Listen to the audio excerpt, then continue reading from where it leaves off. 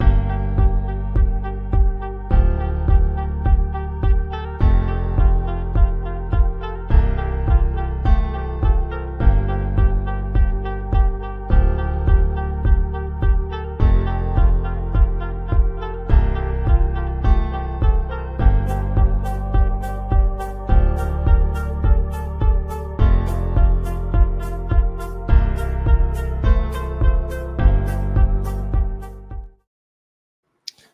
What is going on, Chiefs Kingdom? Welcome back to another episode of the Kingdom Says. We are live tonight to talk once again about the Chiefs playing in another AFC Championship game.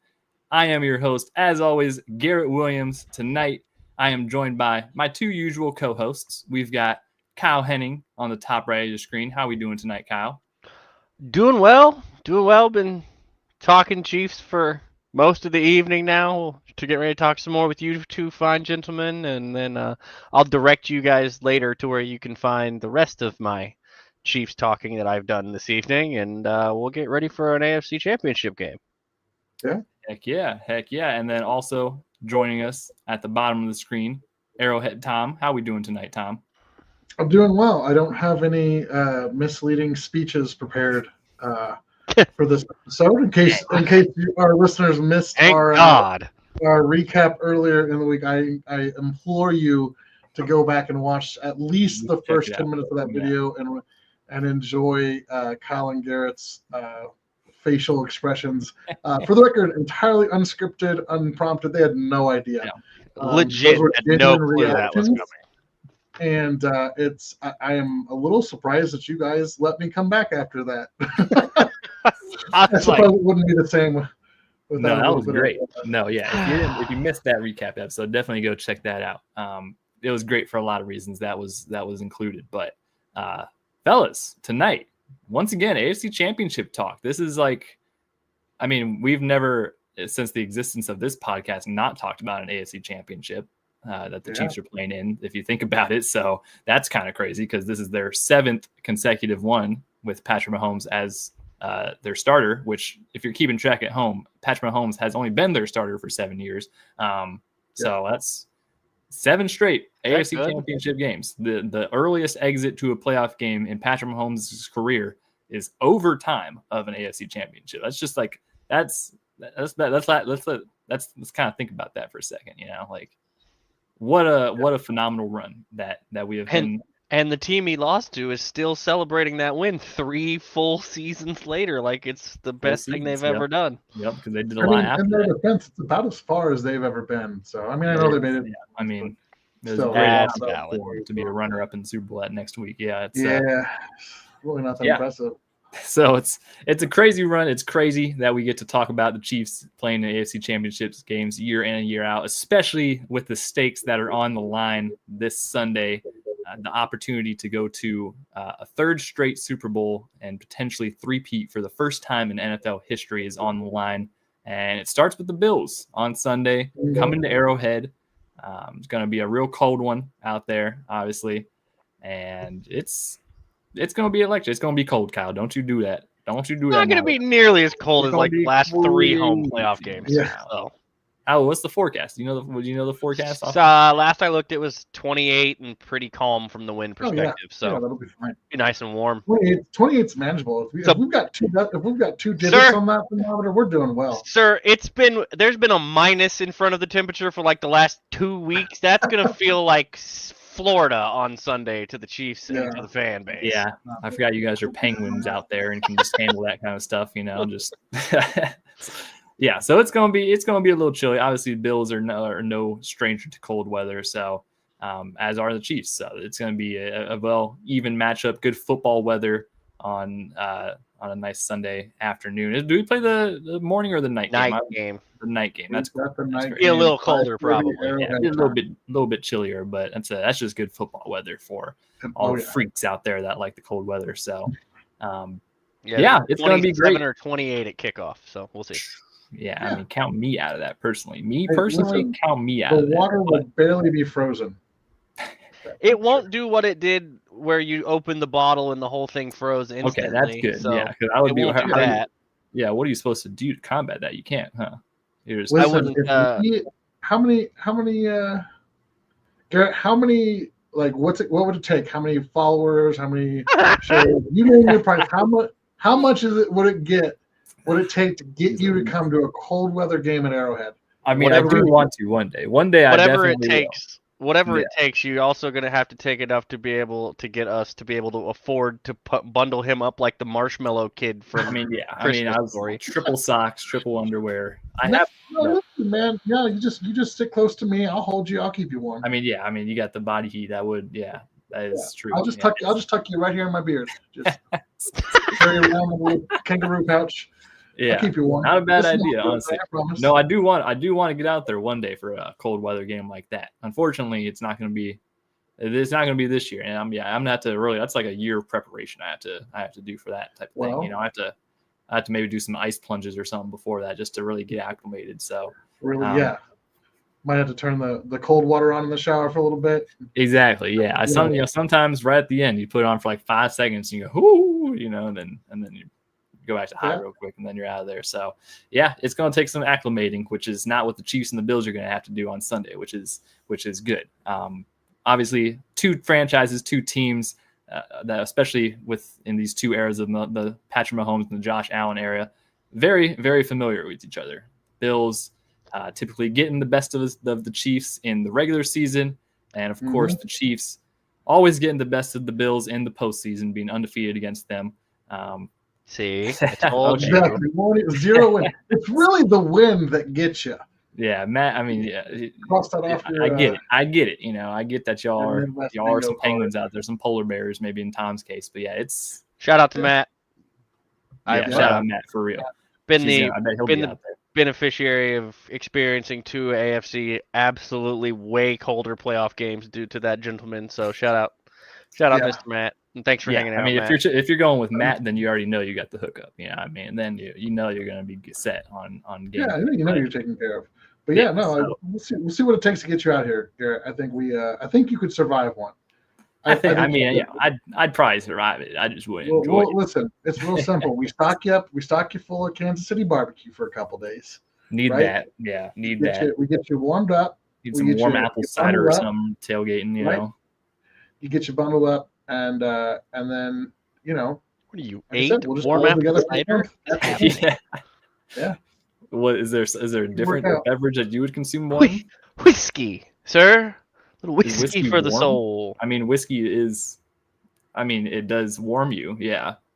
I'm talking like something that really like has heat. Well, put a little in your hot chocolate or your coffee or whatever your beverage of choice is. You can do that. Maybe some Kahlua or something. Are pretty. Yeah, they're pretty solid. Not gonna lie. Even if they're not solid, they're warm and there's alcohol in them, and people consume them on that basis alone. I have heard stories. Of the mischief stories. Hot chocolate. Yeah, you know me. I'm out here. Yeah. Tom's just the videographer for the guy drinking out of his shoe in the stands. That is true. Not actually the guy drinking out of his shoe in the stands. I'm out here sober and just raw dogging life. That's how we do it. Boy, your phrasing between the quote that you'd put on the live to get people to come in here, and now we're raw dogging life. You're on one tonight already, huh? Yeah. Yeah, we're rolling. We're doing it. Yeah. Okay. Any other? What else? What else we get off the top before we really get into the game? We should talk about our friends over at Underdog. Okay, yeah, do it. Hit us up with that, Tom. Oh, I didn't say I was going to do it. We will most likely be doing a little bit of a live pick sheet here for them. Yeah. Later on in the episode. So if you'd like to hang out and follow along and maybe participate along with us. If you guys aren't familiar with Underdog, you should definitely check them out. They're one of the fastest growing fantasy sports apps on the planet. They're just a super fun way to connect to the game in a different way. Just a really fun way to game and make some picks. There's fantasy on there. There's a bunch of different things. You can pick your favorite players, go higher and lower on some of their stats, all different kinds of fun things. They have a lot of different little mini games on there and whatnot. And they're also available in a lot of different states, which is very nice, including Missouri. Yeah. Missouri just recently got included in that. Underdog went available for them there. So you should definitely check it out. If you use our promo code KingdomSays, you can get a free pick with your sign up, as well as $1,000 deposit match, which is pretty neat. Which is just a great way to start playing and start gaming and just get more involved in the games on Sunday. Obviously, there's going to be 2 really good matchups going on with a lot of different stakes at hand. So check them out. Check out Underdog, promo code KingdomSays. Like Tom said, we're going to put up, and Tom and Kyle, we're going to put up some picks and whatnot for them probably at the end of this, and even on game day, we'll probably share a bunch of them that you can play along with us and have just a jolly old time. Yeah, don't wait. Don't wait. Do it right now. And then later on the show, look, I got you can't see it. I got a little $10 right there in my account. We're gonna make our picks with that. So you hop in, you throw your $10 in, use that Kingdom Says promo code, get the deposit match, right? Also, just as a heads up, they do have, for both AFC and NFC Championship games, they are doing a split the 100K pot. What a good time to jump in. Which is a pick 3. You can pick any 3 players for the first touchdown, I believe it looks like here. And then if the first touchdown is scored, then that's how that works. So, and if you're going, hey, I don't know what all that's about, I don't know what I'm doing, let me tell you a secret. I don't either. These 2 guys, they're going to be my guardians, my senseis. We're going to make our picks together. This is a journey. You and me, me, new Underdog users, we're going in this together. All right. So huge. Don't disappoint me. It's not fun to play by yourself. Nobody likes to play with themselves. Go get the app, sign up for the account. Promo code KingdomSays, all one word. Throw some money in that account, no matter how much it is. Up to $1,000, they're going to match it. Come play. Later on tonight, we're going to make some picks. I'll tell you what I'm doing. You can go, you know what, Tom, that's a great idea. I'm going to do that with you. Or you can judge me and say, I'm not going to do that. That's a terrible idea, and make your own picks. But let's do it together. This is about community. That's what this fan base is about. Let's have some fun. Let's play some games. Let's rock and roll. Ain't that right, Kyle? Ain't that right? All right, so let's talk a little. After the Tom promo there. Again, always with the phrasing. We are ripping up the phrasing right now. Yeah, I mean it's amazing how his brain works. What did I say? Let's talk some football. Gents. I'll tell you what. Let's talk a little bit of Bills at Chiefs. Obviously, very familiar teams. The Chiefs played the Bills earlier on in this season in Buffalo, and the Bills were victorious in that regular season matchup, which, of course, is something that they typically like to do. They typically like to get the best of us during the regular season, and then they never end up succeeding in the postseason against us. They always just run into us, which is very unfortunate for them. It all usually ends in Arrowhead anyway, so you got to get there one way or the other. But initial thoughts, Kyle, on this rematch from earlier on the season, in which the Chiefs were missing a couple key contributors. We got to remember that was like back week 11 or something like that. Yep. There's a lot of pieces missing from both sides during that first game. This game's going to be a tight game. There's going to be a lot of stuff that's going to require the right play in the margins. I think turnovers are going to be a massive key to this. If the turnover battle is lopsided in any way, it's probably real bad for either team that is on the bad side of that. So I'm looking forward to what is likely to be probably the most important game of Kansas in both franchises up to date's history right now. KC looking for a three-peat. The Bills looking to do anything remotely close to getting to a Super Bowl or having a shot at winning a Super Bowl. Yeah, maybe win this one. Yeah, there's a lot on the line for both teams. Now, I've seen a lot of the pressure conversation this week. I don't think necessarily Kansas City is dealing with a bunch of pressure because if push comes to shove, they've won 3 of the last 4 and back-to-back.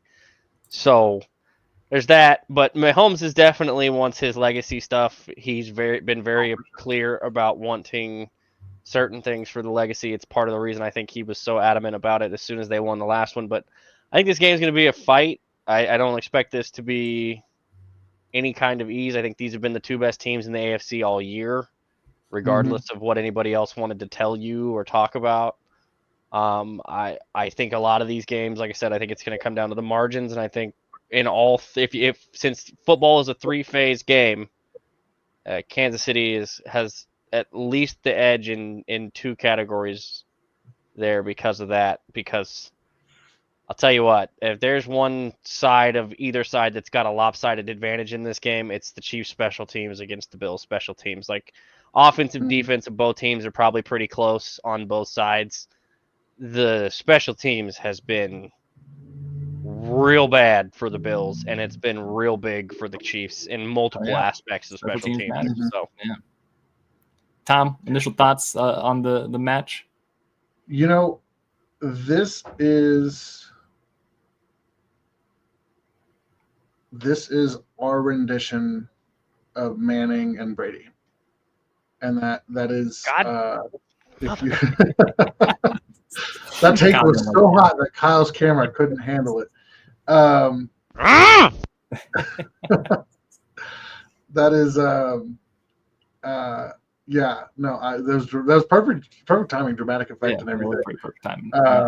Yeah, don't worry, Kyle's still there. We're technical difficulties. We've been battling that fight, so stick with us.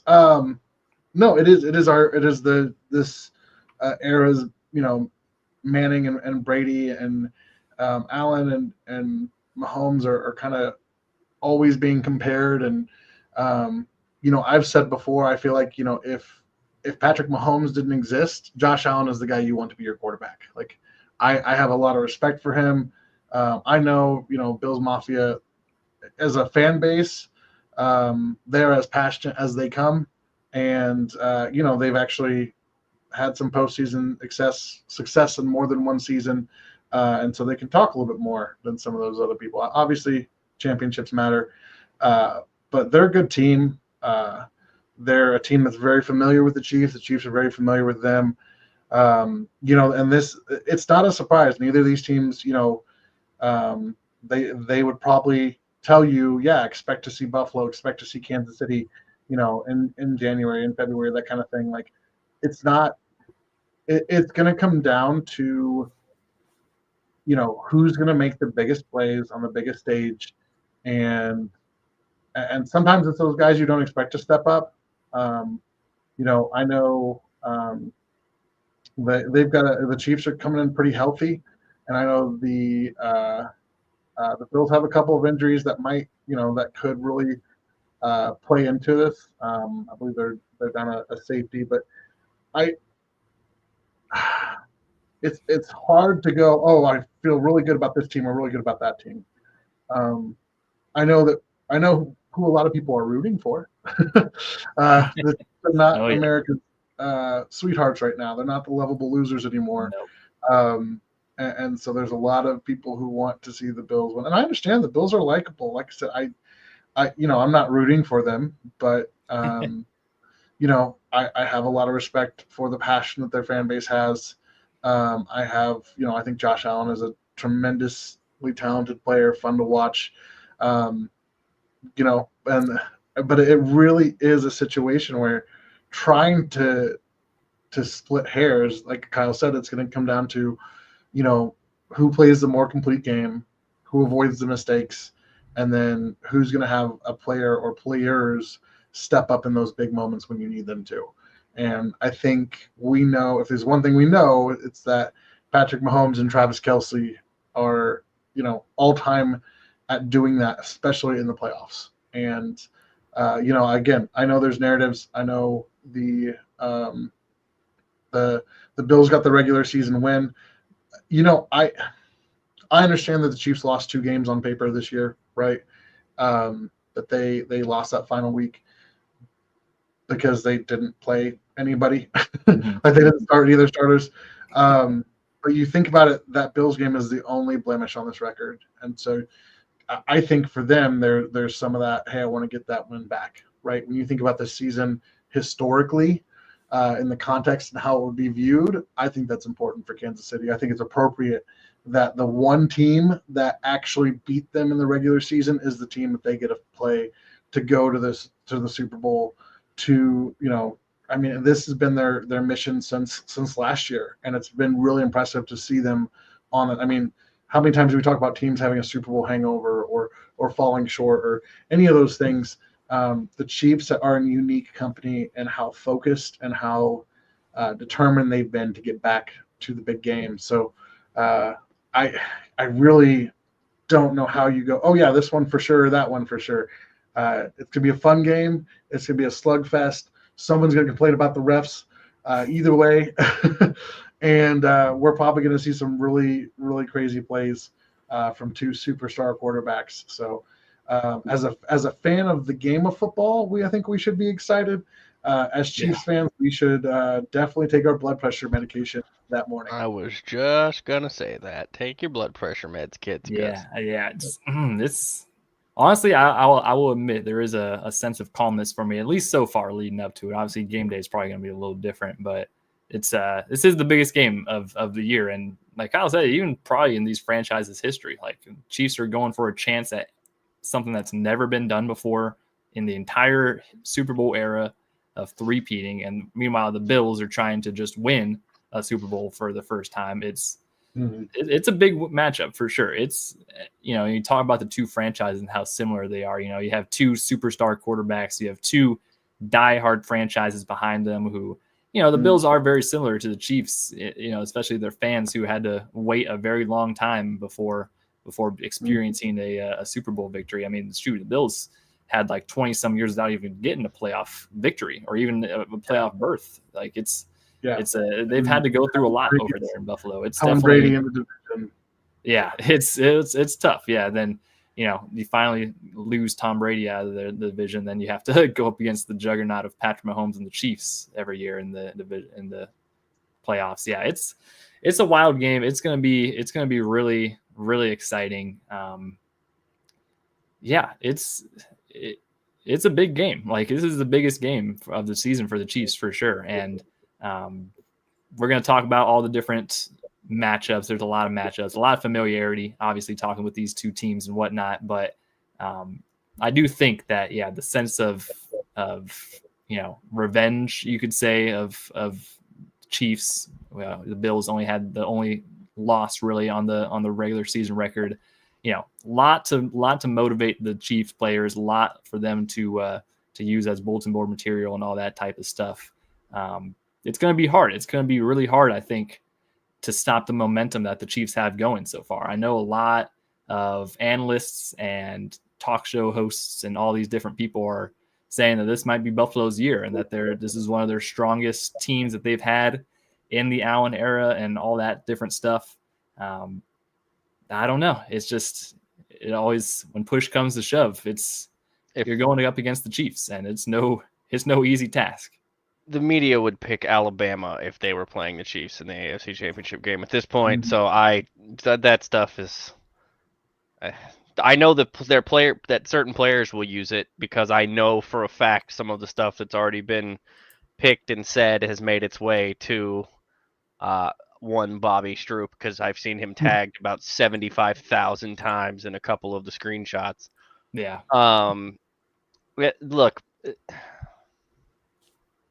There's a lot of similarities, like you said, Garrett. There's a lot of parallels between the two franchises, but with that, there's a lot of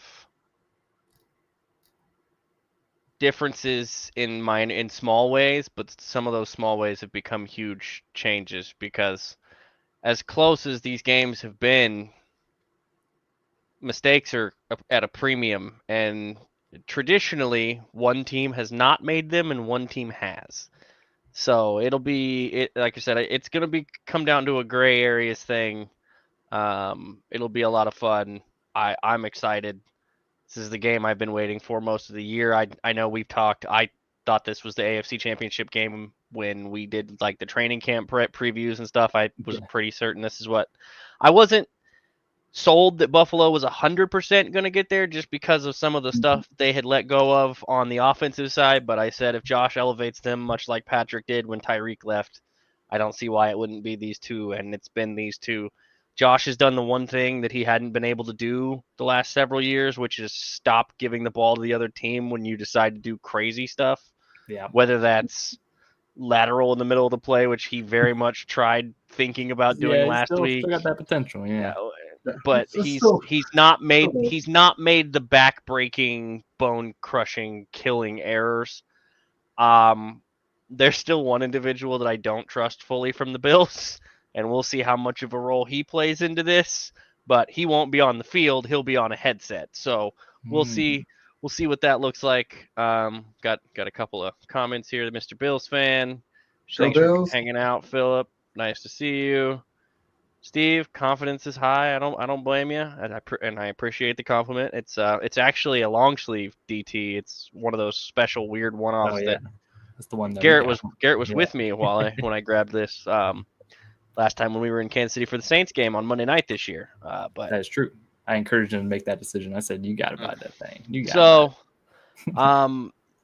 With all that said, we should probably take a dive into the injury report, which is say let's take a dive. Let's take a dive into the injury report. Yeah, exactly. Chiefs injury report. Kyle, what's it looking like? What's it looking like? A lot of names? There's 4 names on it. 2 of them, all 3 of the 4 of them are strictly there because they walked into the training room to get some kind of maintenance done. Mahomes and Jawan Taylor are both on the injury report, but it's the ankle and the knee. Those are the things that they've been on the injury report since like week 15 or 16 with. Whenever Mahomes went down with that ankle was about the same time Jawan was down with the knee for a little bit. So those 2 they were full participants. Those were just treatment, I'm sure. Jalen Watson obviously still on the injury report, but also full participant all the way through. Obviously, his is still his ankle that was broken not that long ago and had to have a couple of surgeries done on. And then the one that caught me off guard, granted he's still a full participant and he's all week and whatnot, was actually the stand-in left guard, which is Mike Caliendo with a shoulder. And that's a new one. I got to be honest, that's not exactly what I wanted to see on my injury report if you're going to still be playing him at left guard. With not great. Shoulder is, shoulder is. With this D-line, there's a couple saw of Nick guys. Allegretti play the Super Bowl last year with a torn pec or whatever he had. He's not Nick Allegretti. I'm just saying, you can operate with some of those injuries. Nick Allegretti will also be playing in a championship game this year. Shout out Nick, yeah. Along with Andrew Wiley, he'll just be playing at 3:00 and not 6:00. Ain't that crazy? Yeah. So those are the 4 for the Chiefs that are on the injury report. Everybody is slated to play. Now, the Bills injury report is a little different. And this is why that bye week is so important, because I have a feeling if Kansas City had to play wild card weekend, this would be almost inverted from the names. So they've got a few guys that are just on there because they're getting work done. Deion Dawkins, DeMar Hamlin, Dalton Kincaid, Cam Lewis, Connor McGovern, Matt Milano. He's got the limited, but he's still playing. He'll definitely play. He was limited 2 days and then a full. But it's one of those things where he's just getting maintenance and probably getting some veteran rest / injury rest. Yeah. Rousseau, Dorian Williams, Balin Spector, all those guys, full participants. Spector is actually questionable. Christian Benford is an interesting case. He's in the concussion protocol. He was a limited participant the first 2 days, and then he was did not participate for personal reasons today. Yeah, I saw Sean McDermott say that they expected him to be back by the end of the day or something like that, or at least by tomorrow. Yeah, I don't know how that works for concussion protocol because you're supposed to have to do certain things. So I don't know how that works for clearing we'll see how that goes. I don't know. And that's only a big deal because they've already ruled out Taylor Rapp, who will not play in this game, which means they will be playing Cole Bishop, who is a rookie. And then they've got Teron Johnson, who is expected to play, but he has been banged up. He was limited Thursday. He's been banged up with a neck and a shoulder injury. So that secondary, which has already not been stellar this year, is going to be missing Taylor Rapp, who's been one of their better players in it, and is going to have a banged up Teron Johnson in it. So it will be very interesting to see what Buffalo does to try to cover up for some of that secondary play with this injury report. Yeah. I mean, and those guys are well coached, and What's up, Randy? Yeah. I mean, Cole Bishop's a rookie, but he's got some fresh legs on him. So yeah, Randy, lucky dog. That's pretty sick. Yeah, Randy gonna be in the building on Sunday. Bundle up! I'm telling you, Randy, it's gonna be frigid. Oh, he's from the north. He'll be fine. Yeah, he'll be all right. Yeah, spring day. He might be bringing the cold weather with him. Randy might be in shorts. Honestly, I was gonna say Randy may be in shorts and a t-shirt on. So. Yeah. We'll see him. We'll catch him on the camera shirtless and pulling a Jason Kelsey. That'd be sick. Yeah. So injury reports definitely more favorable for the Chiefs. Definitely will be interesting to see what the Chiefs or what the Bills' kind of plan is with Taylor Rapp out and a couple of those secondary injuries. Not the most ideal. Not the week to be banged up, especially going into the Chiefs and Arrowhead and. Cold weather is not really great for injuries. Like some of those soft tissue injuries and stuff like it doesn't make it better. It doesn't make it better. So if you're already going in injured. Glad you mentioned soft tissue, because not seeing Chris Jones's name on this list with that calf is a good sign. Yeah, that is very nice. That's good to see him out. I guarantee you he's not there with that. Also, like Isaiah Pacheco, nothing on there. A couple other notable guys. Yeah, just a lot of the big key playmakers not on the injury report at all for the Chiefs. So that's a really good sign. So with that, Jalen Watson, having him back. That's no Jamari Connor on there for any reason, which he's always seems to be on there, so that's good. So overall, pretty good sledging for the Chiefs to go into Arrowhead and have the most availability that they've had almost all season. So that's definitely a positive. Let's get into the matchup, fellas. Let's get into it. What would you guys do? Do you want to start on the Chiefs offense or on the Chiefs defense? What do you think? You guys pick. I spent an hour talking about this already. Tom, what are you thinking? I know you're a big trenches guy in general. Let's talk about this Chiefs offense, because it's 30s tropical. I told you, Garrett. That is literally below the freezing temperature. Like that is just a fact. I didn't make that up. I didn't make up the freezing point. Yeah, just a fact. This is not going to be a big surprise for us to say, but the offensive line going to have to play pretty good for the Chiefs. Might as well start there, because that is always the biggest conversation week in and week out ever since the Chiefs' decision to move Joe Thuney out to left tackle, which per Andy Reid seems like it's still going to be the case. Seems like Joe Thuney will still be the left tackle going into the AFC Championship for the Chiefs. Although Andy still said rotating, kind of preparing for anything. The Bills have a good defensive line. They're not. They're actually tied with the Chiefs as a unit with 39 sacks on the season. 18th, correct? 18th, and the Chiefs are 19th. So they are. Well, they're tied for 18th, but they're tied. Yeah, they each have.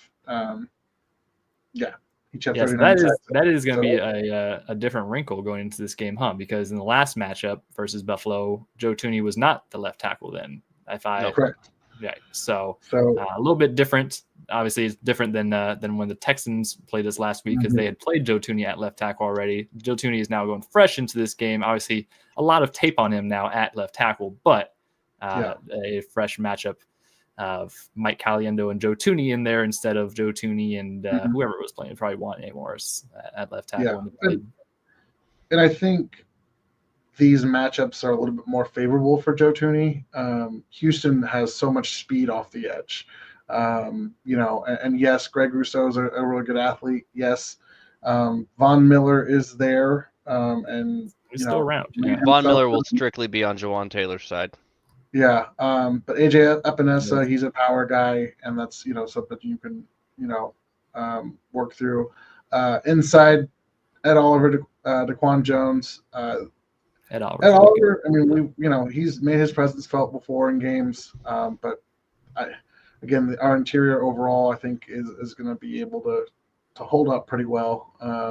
So it'll be a tall task for Mike Caliendo. This is a really good set of defensive tackles, and they've got a little bit of depth there too at those defensive tackle spots, and some guys they can kind of mix and match. But overall, I like this matchup up front for our guys more than I did the Houston matchup, which had some pretty aggressive pass rushers and guys who could put pressure on. So I'm optimistic that means Patrick will be able to work a little bit more through his progressions and kind of keep his feet calm, because even in that Texas game, it felt like there were some moments where he early on kind of slid into those happy feet tendencies that he has. And when the Texans were throwing some twists and stunts and actually, to their credit, the offensive line was picking them up pretty well, but Pat was panicking a little bit. Can you blame him? Yeah, I can't blame him, but there's one, and it was on Trey Smith's side where the defensive tackle looped, and Smith had a beat on him. Like there was, he was still there, but Pat kind of moved and positioned himself.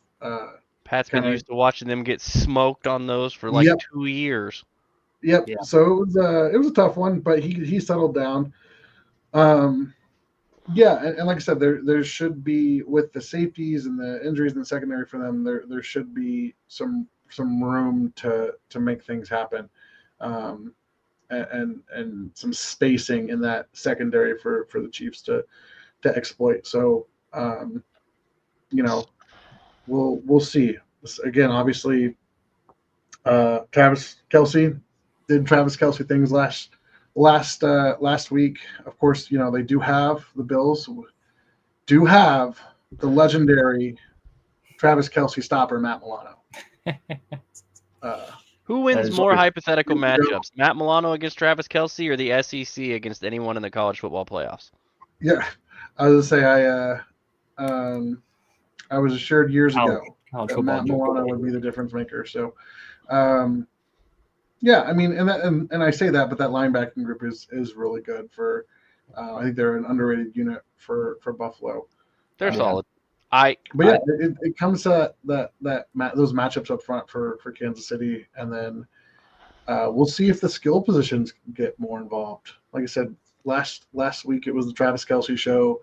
Xavier Worthy made his big man catch and did just enough, but DeAndre didn't really get mixed in. We saw a lot of Juju, and he saw a target at one point, and then we saw a lot of other guys, and not a lot of work with the wide receivers. So it might be time to open things up for those guys. You might think, Kyle, up front on the offensive line, how are you feeling? Well, Joe Thuney struggles with power. He has struggled with power at tackle multiple times now. Will Anderson stopped trying to beat him around with his feet and beat him around with the speed and just started running through his face. That's a problem. Mostly because AJ Epinesa and Rousseau are power guys. They're long. They're not short-armed power guys. They both got some length to them. I'm a little apprehensive about Joe in this game being on the edge. We talked about it on what day was that? Monday, Tuesday. Yeah. This run game, they're going to need the run game, which means either Caliendo and Thuney got to step up and get more push, or Kareem Hunt's going to have to break tackles in the backfield to keep getting yards, because they do not get enough push on that left side with this current alignment. I was really hoping that Andy Reid would actually change it up for this game. He, of course, said that they were still rotating, which they always do. I know Garrett's shaking his head, but I've said this. If this costs them a title, this goes on Andy Heck's head, and this goes on Andy Reid's head, and a little bit goes on Patrick, because I'm sure he's playing a role in this decision. And this is the biggest concern for me this game. I'll be real honest. Yeah, no, the left side of this offensive line, you have guys in the building that could that would put Tooney back at your Hall of Fame level guard, because he is a Hall of Fame level left guard. Oh yeah, he's the best guard in football right now. And your left tackle would be probably at least Tooney as the left tackle, and maybe if like at least Joe at tackle, because Joe has done great. Joe has battled his ass off. Joe has worked real hard, but base level DJ Humphries is probably pretty close, and if not near the drop off that it is from Joe Tooney to Mike Caliendo at guard, which has been my argument the entire time about what they needed to do with this. So the other thing is, if you're going to run this offensive line setup, Isaiah Pacheco cannot be your RB1 right now. He cannot be. It's not Pacheco's fault, but he can't be RB1 with this group, because Pacheco, a lot of what he does depends on getting the correct line, correct blocking, and good push from his offensive lineman, so that he has a second to actually have time to diagnose the holes and find the spots. Whereas Kareem Hunt does not need that. You go back and you watch that run that he ran it off for 12 yards. Instead of taking the first shot, which everybody would think would be the wide open hole on the 12-yard run, he identifies the defensive lineman's helmet is flashing to that hole to the inside, and by the time he tries to go there, it's going to be closed. He waits an extra beat, and he splits the gap between Kelsey and Tooney and gets 12 yards out of it. Yeah, that's off his vision and his balance, not off of the offensive line doing anything crazy. Because if you go back and look at that, the best block on that whole play is probably by Travis Kelsey on that play. So, like I said, that is my biggest concern in this game. They have to run the ball in this game. They have to. And if they're going to roll out that group, then they have to roll out the right running back with that group. Yeah, offensive line definitely is the weakest point and the biggest area of concern for the Chiefs at the moment. If you really think about it, with the 4 teams left, they definitely have the weakest unit as a whole. And part of that weakness that we haven't really talked about with the whole switch. Well, the part of the weakness is the fact that there's been a shuffling of people, so they're not as their chemistry just isn't as there as much. At least these last 3 teams, they've had probably around the same. I mean, I know the Commanders are dealing with who jumped to mind immediately. Yeah, I know they just lost. I don't know if that Washington line is. But outside of that, they were having the same unit who had a lot of cohesion around them. That's kind of the difference that you see with the Chiefs offensive line right now, is that they're just not as cohesive of a unit. Even the left side has been a problem, and Tooney hasn't been perfect at tackle, and Caliendo has been up and down, but then the right side, it hasn't been a whole lot better as well. And, the interior with the run game and all these different things, obviously that kind of helps with, not having an established run game and all this type of stuff. Shout out. Yeah. That'd be crazy. Yeah, I don't know. This is the offensive line. We can pass on another 13-second game. That was stressful. It was fun. We don't need fun afterwards. I was in the building for that. No, dog. Even that drive home was not all that fun, because my heart was still beating out of my chest and halfway up my throat by the time. Yeah. And that was a 2.5-hour drive home, y'all. That was not short. Yeah, that would have been a tough drive home. Yeah. God, especially if they lost that game, which I thought they did up until. Yeah, no, it was fun. Overall, in hindsight, overall, the Chiefs' offensive line, it's definitely the biggest area of concern across the whole board. They're just not as cohesive of a unit. They're not playing their best football right now.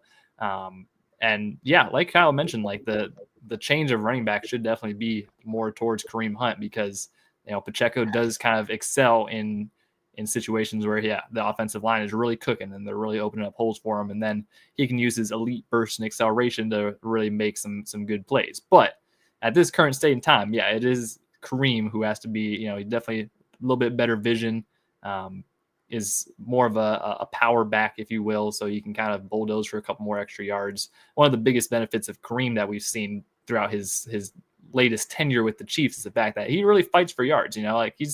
He does not just get stopped. He'll fall forward for 3-4 yards almost every play if he has to. So it's definitely a benefit to have those positive plays that don't end up derailing some of those early drives, which is kind of what we saw last week with Pacheco.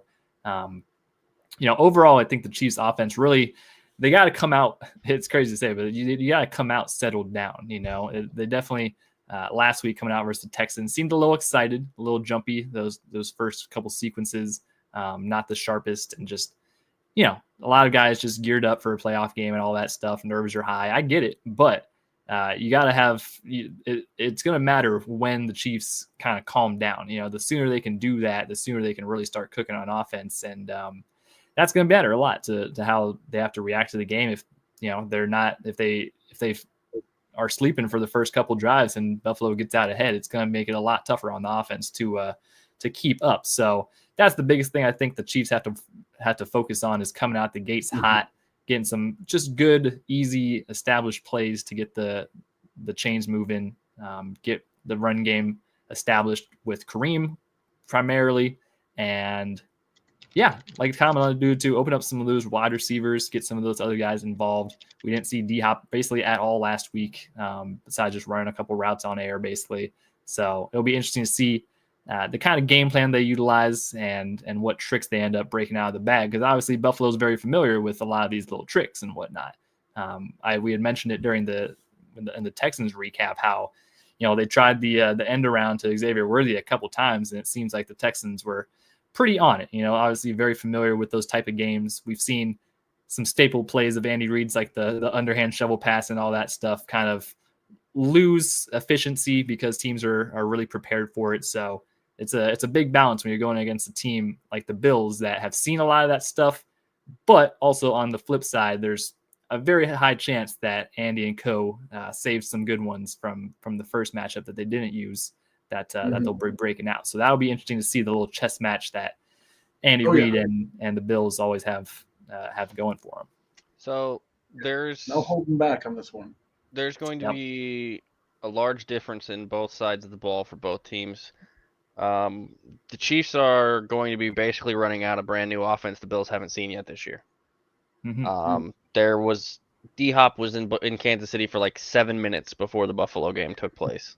Right. Hollywood Brown was still on the sidelines. Those are huge changes to this offense. Xavier Worthy was in week 11 of his rookie year and still being used in a role that wasn't really built for him. I don't think Pacheco was in that game either. So there's a lot of pieces that were not a part of this Chiefs offense that this Bills defense has not seen.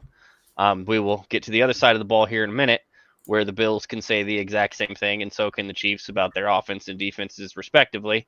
The Bills defense was a lot more intact, I think, at that point. Actually, they may be missing more guys in this game than they were in that game. So that'll be, like I said, something else to watch. But Hollywood Brown makes a huge difference in this game. And I also don't think you're going to see Pat throw one of the worst interceptions I've seen him throw in his entire career in this game, which happened in week 11 to start the game.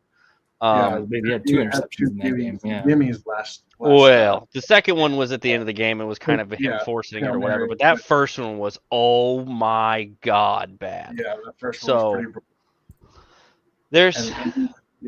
There's a lot of different Mahomes too. Well, I mean, really, because the Chiefs haven't committed a turnover in like the past 8-9 weeks now. Like it's been.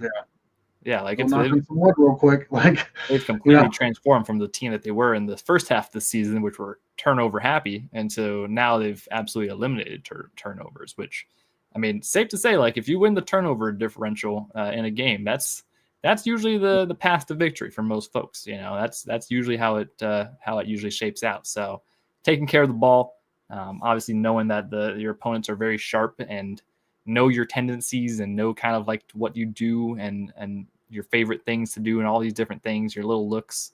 It's going to be important. It's going to be important for the Chiefs to kind of dial all that in and, put out some new looks that they've been saving. Hopefully, Andy Reid breaking out that old bag of tricks once again, and we'll see what kind of crazy stuff he might come up with. Can confirm Pacheco didn't play in the last game because Mackenzie Nelson interviewed him about it a little bit ago. Getting those skill position guys involved, right? This is a secondary that works really well as a unit, but has some vulnerabilities. Hollywood Brown, Xavier Worthy, DeAndre Hopkins, they almost kind of mirror each other, where it's like, the Bills secondary is kind of pieced together and they work as a unit. Similarly, so do the Chiefs, wide receivers. But I think there's some more playmaking potential. There's some more, potential for sparks on that Kansas City sideline from that skill position group. So I'm really hoping we'll see, a healthy dose of Hollywood Brown, a healthy dose of Xavier Worthy, and then let Travis, clean up in the middle of the field like we know he does. Yeah, so. Travis is still going to eat though. Let's not make that. Let's not get that wrong. He's gonna eat a lot. His consecutive 70-yard playoff streak, still going strong. All that stuff, like that's the matchup that really we even kind of glanced over at the start. But yeah, the Bills missing Taylor Rapp, and some of their other secondary pieces having to shuffle around. I don't know what they're going to do to stop Travis Kelce. Typically, they don't, which is, kind of always their downfall, especially in the playoffs, because Travis Kelce is just a different beast in the playoffs. So if you can get those other wide receivers working in Hollywood and get D-Hop some looks, obviously Xavier Worthy will get a lot of looks because he seems to be the wide receiver one in their playbook at this point. They're going to feed him regardless just to get the chains moving and whatnot. But yeah, he's been on that Rashee Rice trajectory. Exactly. Yeah. So with all that going, great, but there's going to be many instances where that play is going to break down real quick, and we know what happens when Big Yeti finds some open space. He's gonna eat. So that's going to be a matchup that's going to be very fun to see, as always, because the Bills just historically don't really seem to be a match for Travis Kelce, no matter what personnel they break out. It seems like, Kyle, your mic's muted, so we can't hear you. Who are you covering him with? Exactly. Matt Milano. Exactly. Matt Milano. The God. Yeah. All right. Let's do the Matt Milano thing for a second. Matt Milano, I made this comparison the other night in the Kingdom Cast comment section when they were talking about him. Shout out to the fellas over at Kingdom Cast. He's the Great White Buffalo. He is. You hear about him all the time, and you hear about how great he is, and you hear everything, and it's a lot of talk, and then he's so rare you never see him on the field, and when he is on the field, you hardly see him in the screen because Kelce left him somewhere looking for him. Matt Milano is a good player. He's not you're not covering even 35-year-old Travis Kelce with a linebacker. Did we not watch what just happened to a much younger, much faster linebacker last week? In Azeez Al-Shaair, who got barbecued, and then people claimed he was being taunted because Travis stood there and looked down after the touchdown catch. Like, I get it. Matt Milano's great. Fred Warner didn't cover Travis Kelce, guys. No, he did not. I'm not trying to hurt anybody's feelings, but linebacker on Trav is not the matchup. I don't care if it's 35-year-old Trav. Derwin James doesn't have a good time covering Travis Kelce, and I'll tell you what, Derwin James is better in coverage than Matt Milano is every day of the week. Yeah. No, it's good luck. I mean, Travis Kelce and Waffle House, what do they have in common? They're always open. Always open. So, like I said, I'm curious. I think this Bills defense is potentially in for a bit of a long day, especially if Kansas City can establish any kind of running game, because I don't think the secondary has the ability to hold up if they have to roll a safety down in the box or try to take away the middle or the underneath part of that field with safeties. It could get ugly in a hurry for that defense. Could be a shootout, but it could get ugly in a hurry. Yeah, it could be. And that's going to be a good transition, I suppose, into the defensive side of the ball, which arguably was a little bit more of a struggle in the last matchup. It's Josh Allen and the Bills. They're a really productive offense. Very good. No matter how you cut it, no matter what defense is going up against it, like they are inevitable. Josh Allen is going to make plays on his feet. He's got a lot of playmakers there. Obviously, James Cook. In the last matchup, the running backs didn't do too much. It was just Josh Allen doing Josh Allen things. But that's been their offense really this year, has been a good combination of James Cook, Josh Allen running the ball. You still got a couple of good wide receivers like Khalil Shakur and Amari Cooper and a couple of those guys. So, very talented, very, very talented offense from the Buffalo Bills. The Chiefs, they allowed a little more than you might like last year or in the last game. It was technically last year. Last year too. So You're right. works. I was right. I said that. I knew you were technically right, which is the only type of right you that guys. matters. I was just testing you guys, make sure you were dialed in because it was last year. But ultimately, yeah, it's just that's going to be the big thing is containing Josh Allen. Limiting some of those really big explosive plays that we saw in the last meetup. It's gonna be a fight and it's gonna be a grind. And luckily, the Chiefs since then have gotten some reinforcements. You have Charles Omenihu who's back in the lineup, full action. You have Jalen Watson who's now back out there on an even more extended workload than what he was last week, which is going to be big. So it's definitely a more favorable matchup for the Chiefs this second time around for the defense. I will give Buffalo is returning Spencer Brown for this game, who missed Week 11. They will also have Keon Coleman and Dalton Kincaid, who were both not out on the field for the Week 11 game. There's a lot of guys returning for both sides on this side of the ball. Charles Omenihu is a big deal. Jalen Watson is the biggest deal. Mm-hmm. The largest portion of the game problem in Week 11 was they found 13 and just kept throwing it at him over and over and over. And it's not necessarily his fault. He was being asked to do some things that probably shouldn't have been something he needed to be asked to do. It was right after Watson, pretty much like they were still figuring out who was going to be the second cornerback for this team because Jalen Watson was on the sidelines. It's going to be extraordinarily interesting what the Bills do when it comes to their multiple tight ends or their 6-0 lineman sets, because that will push the Chiefs to likely go into base. And if it goes into base, your two corners on the field are Trent McDuffie and Jalen Watson, and not Trent McDuffie and Najee Johnson. And the Bills threw quite a bit out of the 6-0 lineman, 2 tight end personnel last game because that's fine. We'll just throw it wherever 13 is and probably get a completion. Yeah. And that's what happened. And like I said, I'm not here to knock Najee. I have a lot of respect for him. He was coming back from injury himself. 2 major injuries in the previous years. He'd missed part of training camp. He wasn't the starter, so he hadn't had reps. It was just a rough scenario. And one of those catches that he had against him was Amari Cooper was on a perfectly thrown ball because he had good coverage. Yeah, he did. Complete. I remember that. Yeah. So it's a elite throw and elite catch. Once those 2 catches to Amari Cooper happened, Spag said, "Trent, Amari Cooper is your problem. Take him away." Yeah. And they did. Amari Cooper didn't do really anything else the rest of that game. The problem is Khalil Shakir and Mac Hollins destroyed Shamari Connor and Najee Johnson, and it was a tough day. I'm curious to see how much they pass out of their big set, or if it's mostly just a running option in this game because of the personnel adjustments by the Chiefs. I'm also curious to see kind of what it looks like when they do go to spy Josh and whether or not Jaden Hicks is the guy that they use, because that's who I would use.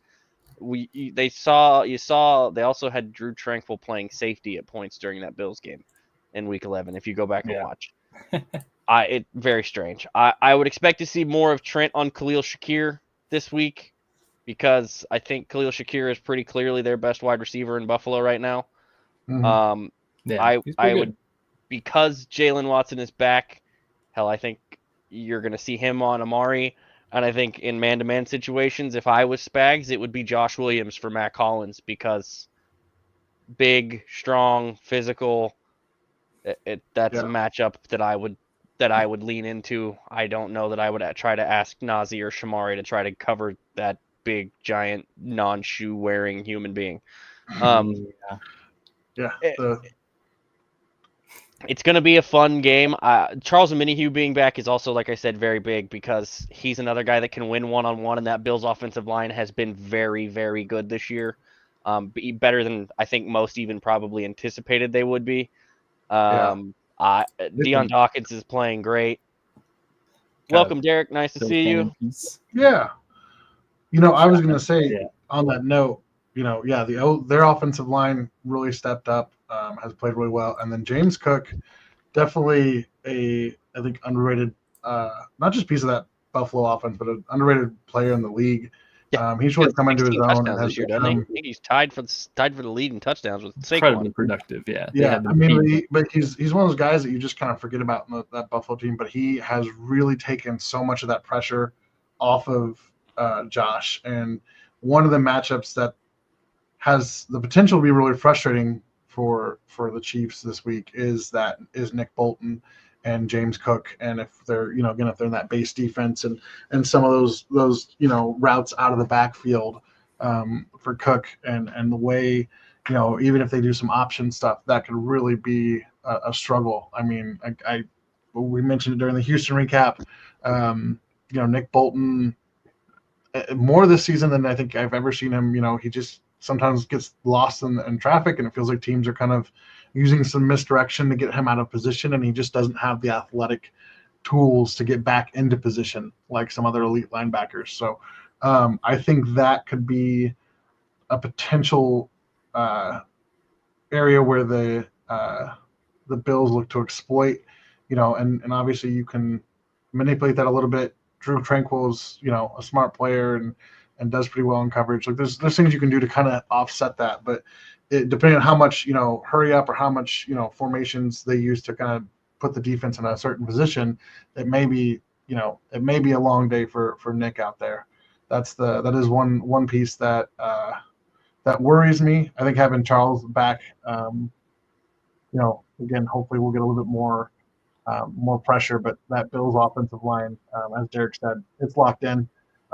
They've been playing really well as a unit. And that opens everything up for that offense. So it's a tough one. Keep an eye on Nick Bolton. Hopefully he has a good game and plays how we know he can play. I'm glad Derek brought up the run game, because the other thing that I noticed in going back and rewatching that Week 11 game, they missed like 14, 15 tackles. The Chiefs defense did. Like it was a terrible tackle performance. Yeah. One of the worst that I've seen. As a matter of fact, I believe we talked about it on socials that night. That was one of the worst tackling performances I've seen from that defense since Bob Sutton was defensive coordinator. It has some Bob Sutton-esque. And it was very rough. I don't think you're going to have a tackling problem from this defense this week. It seems like a very strange thing for them to have an issue with in a playoff game. There's a focus level and intensity level. There's a change of it elevates, obviously, with everything elevates, but there are certain things that are focus related and willingness related, and I don't think you're going to have anybody having problems with focus and willingness to tackle in this game. Especially at home, too, having this at home, having the crowd behind you and getting real juiced up and all that stuff. Like, that's a big thing. Like, you make a big tackle, you get fired up and get the crowd going. Like, that juices up everybody. That's all up in my talking points. It's a big momentum changer, So, that's going to be I'm very curious about how the Chiefs' defensive line performs on Sunday. That's going to be a big area that I'm looking at. Because they're just so star-studded. Chris Jones, obviously, Charles Omenihu being back, George Karlaftis having just a phenomenal day last week. A big thing I think, a big thing I think is like, the Chiefs D-line last week contained C.J. Stroud pretty good. 8 sacks on the day, didn't let him escape too much. Obviously, he had a couple of movements on his legs, and that's what you're going to get with those really athletic quarterbacks, which the Chiefs defense kind of historically does not fare super well against. Every time we played Lamar and Josh, they're bound to get a good amount of yards on the ground versus us with their legs. So I'm gonna be looking to see how the Chiefs defense really holds contain on Josh Allen, if they can kind of stop that over pursuit. Because that was a big thing I remember in the first matchup, is that they were kind of over pursuing a little bit, letting Josh Allen step up in the pocket, and then once he steps up, he got the whole world in front of him. He can run, he can make out and play after the fact. Like it's a dangerous game if you let those defensive linemen behind him. Yeah, they were taking bad angles on Josh too, trying to get to him. So rush lane discipline. CJ, it's not as much of a factor. He doesn't run as often. He's not as mobile. He's not 250 pounds either. Look, the pass rush's approach this week should be a different approach than last week. You have to stay gap sound, which is part of the reason that Buffalo's O-line is pass blocked so well this year. They're A, good, but B, the way that Josh threatens a defense helps them with their blocking, because Chris Jones can't freestyle and break a gap and then let Josh out the back door, because now he's got 25 yards, unless there's a spy or help behind him. You can't have Nick Bolton as that spy. I tell you what, do not put Nick Bolton as a spy for Josh Allen. Please. Come on down. I would prefer it be Jaden Hicks, but anyone but Nick, please, bro. I would prefer Hicks to be this. Legitimately, I think I would prefer Hicks to be the spy. Hicks is big. He's big. He's fast enough, and he's physical enough, and he likes the hit. And he can provide you coverage if he needs to avert from the spy into a coverage spot, if he has to bail out of the spy or whatnot. Something that Leo may not be able to do as well, because we've seen Leo in coverage is not great. So it's why I would like to see Hicks played as more of a box safety / linebacker like they used to do with Dan Sorensen, but have actual athleticism and actual size instead of just being in the right spot all the time. Great athlete. Hey man, a big game Dan Sorensen made huge plays every playoff game for this team, so I can't hate too much. But Jaden Hicks is a much upgraded version of that if you do that with him this weekend. Hi, Scout. Scout has made his way Let's go into the episode, into the office. He just couldn't take anymore. He heard that we were going to be placing a live bet or a live pick here in a little bit, so he got very excited. He's here for our underdog event later on. So we got a couple of underdogs. Mine's hiding in his mom's room, up hanging out with her, because Dad kicked him out of the office. So the other thing is third downs from that week 11 game. They were in third and long a bunch, and they converted like all of them. That's a problem. This defense cannot continue to give up third and longs. We watched the Texans end up in second and long and third and long and get to either third and short or fourth and short and convert them. You will see Josh Allen push QB sneaked if it's close on third and fourth down. It will happen. They will be aggressive about it. They will run QB power on third and fourth and short. It's not going to be a problem for them to do that. So it's if probably this gonna be damn near 4-down territory unless they're like inside, they're probably going for it. Yeah, exactly. So you won't see any D'Amico Ryans go for it, probably, where it's fourth and 14 or 4th and 10. Early on in the game, you never know. I mean, they might feel real bold.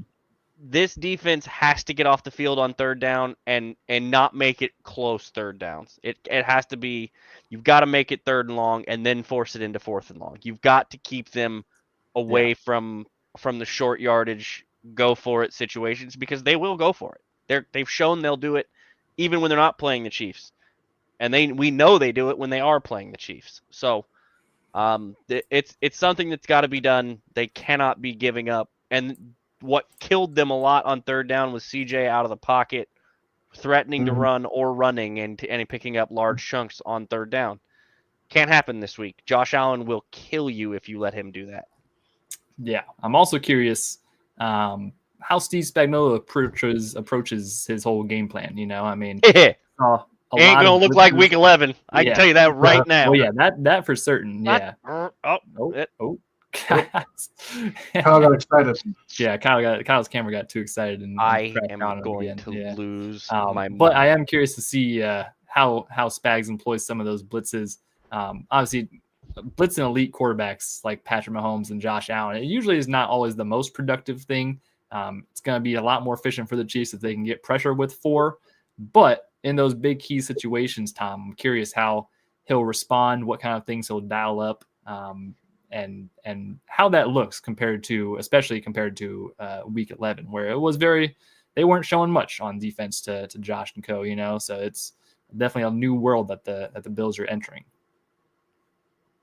Yeah, I mean, I think it's similar to that Houston game. I talked about it in that third quarter drive where it was like that. You could tell the defense wore out. You could tell that they gave up some of those long situations. And the problem is just like, playing against Pat, like when you're playing against Josh, you got to be ready to cover and play to the whistle. And, because he'll extend plays, he'll get out there. So, some of that is you want to try to find a way to manufacture quick pressure if you can. But if you bring that pressure and it doesn't get home, and we've seen the Chiefs struggle with that a little bit more this year than they have in years past. But if it doesn't get home, Josh is going to make you pay for it. And so you got to play those shots, clean, and you got to play, some big boy football. That defensive front has to hold the point of attack. We just talked about the rush lane discipline. You've got to be there. It gets Scout agrees. Scout it agrees gets with rush lane demoralizing when your defense can't keep themselves off or can't get off the field themselves. So it's so hard. Wow, it was so hard for Tom that he just disappeared. You see that? I'm back. So Kyle's back. Tom just bonus. disappeared in the middle of the sentence. I think I know where he was going, so I'll try to pick him up here. Tom's back. Tom's back. Oh, hey! I apologize. Scout came over here and said, "Hey, you're leaving the studio, so I can have more attention." And just click the button. Literally just pushed his face down on my keyboard and closed the window. So that happens that sometimes. is life with a very spoiled dog. So that's great. Mine hates technology when I'm on it and not paying attention to him too. So I feel you. Was there any closing point you had there, Tom? Or just that they got to play a clean game. If they're going to blitz, they got to get home. If they don't get home and they don't get Josh on the ground or at least disrupt his throw, he's going to make you pay for it every time. He's at that place in his career where you're not going to rattle him with pressure. You have to get hands on him, and I don't mean that in a cheap shot way. I mean you got to push his elbow. You got to get into his chest. You got to hit him and affect him and make him feel that. Even if you don't get the sack, you got to get home. You got to adjust his. You don't want him to have to be able to step out of that blitz. Also, stay away from his head and neck. Don't even get close to it. Yeah. Don't usually have that near problem. Yeah, Chiefs don't usually have that problem. We always just tackle normally, how you're supposed to. Well, there's more than one reason I mentioned don't go near his head and neck area. Well, the penalty discourse has brought a whole bunch of statistics to light, and some of them point at certain things. So, I much like the conversation was with the Texans, where it was, if you knew that was the case, don't even make it an option. If you know it's the case, don't even give him the chance. Keep it in the strike zone. Don't get near it. Don't even give him a chance to flop a head back or to maybe go down a little salesman-y, shall we call it. There's a whole 5-minute highlight reel of those if you need to go see those, because people have been fighting in battles all week about this lovely ref discourse that has taken over the brain dump of social media. Mm-hmm. So the thing that I expect to see most from Spags is you're going to get, when he's blitzing, it's going to be stuff you've not seen before, is my assumption. He's not showing you his typical 2-deep blitz. He's not showing you. You're going to get stuff like, they're mugged up in the A gap and they got two linebackers sitting a half inch off the ball. And where are they going? Why did they just turn and sprint backwards 25 yards? And who is that corner that was out on the far edge is running on a dead sprint. And he's coming at me. No way. Yeah. So you're going to see different looks of that nature. There's going to be exotic packages. This is going to be what are you feeling jealous because I was talking about you? Dang. Yeah. Somebody just shoved his way in my door. So, it's not going to be your traditional blitzes. You can't traditionally blitz Josh. No. He's too smart. He's too good at this.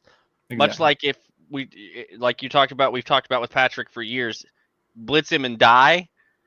If you're going to blitz, you better get home and you better be able to cover on the back end. And the addition of Hollywood Brown back into this offense is a problem for the Bills defense when you do that. The Bills side of it, I think you could probably throw some balls up to Keon Coleman one-on-one if you get blitzed in a certain way. Yeah. You're gonna probably throw some contested catch stuff to Amari Cooper because I just don't know that he's getting separation against his secondary at this point. Yeah. With Amari, I love Amari. He's not the same Amari. He's just not. And so when you get those pressures, when you dial that stuff up, you better make sure you get there. You better. Mm-hmm. Whether it's a sack, whether it's a hurry, whether it's a hit while he's throwing, whatever, you got to affect him while he's playing quarterback. And you absolutely cannot rush undisciplined. You cannot blitz undisciplined, because if you blitz and you miss your gap in your rush lane, like we talked about earlier with the rushing 4, if you blitz and miss your rush gap and leave a hole, he is gone. He gone. Yeah. Yeah, it's going to be a much different game plan than we saw last week, that's for sure. And, you compare it to going against C.J. Stroud, who's a younger quarterback, still learning the ropes, still not as keen to all those different exotic pressures and stuff like that. Also, it seems like there might have been some dysfunction going on behind the scenes there, because the pass protection, they fired their OC and their O-line coach. So Bobby Slowick getting scapegoated wasn't on my bingo card for the week, but here we are. That was pretty wild. Yeah, him and the O-line coach. They said, you know what? The passing problem is your fault. O-line coach, whatever. They didn't give him any personnel. Yeah. Bobby Slowick going from literally the hottest name in head coaching candidacy last year to fired. The reports were that C.J. Stroud was unhappy with the protection. So that's why. Boom. Bobby Slowick. I don't know. Maybe call the protection correctly. Stop getting confused by the stuff you're getting shown. Yeah, so that's going to be a big difference. We're not going to have the benefit of having to go against all that, I guess. I mean, there might be some random. CJ struggled with simulated pressure all year, and that ain't got nothing to do with the offensive coordinator or the offensive line coach. Sorry to burst everybody's bubble. You heard it here first. They made a mistake. Yeah. Hey, that's the hottest. So just so we're clear, so far this season we had the hottest defensive name in coordinating last year for a head coaching job, and the hottest offensive name. Both got fired this offseason because they did not take head coaching jobs.